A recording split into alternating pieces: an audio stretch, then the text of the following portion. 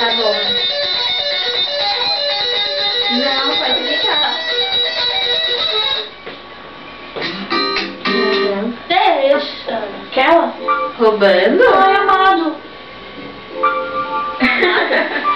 A música. Ei, Como olha. pode ser gostar de ela? Eu vou com ela mesmo. Vi, nossa, ficou tão lindo.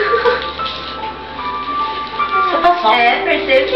Fala de paçoca. Nossa, e o R é de Renata, Ricardo, né? Nossa, que engraçado. Você parece charuto. É, Renata? É, um R só.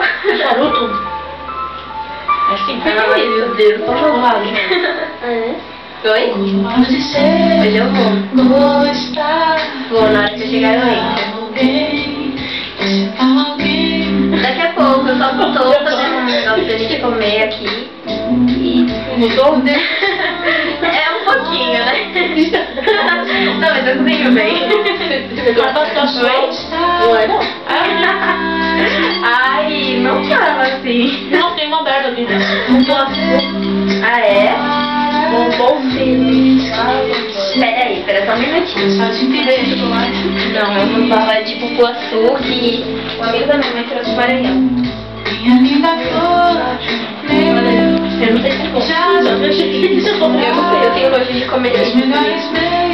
Oi, Não, como ela senta. Não, vou filmar de perto. Oi? Que frescura é essa? Eu falei. E domingo?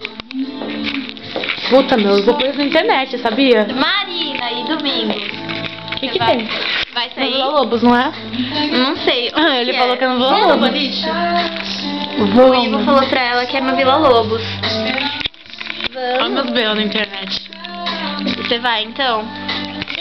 Vai.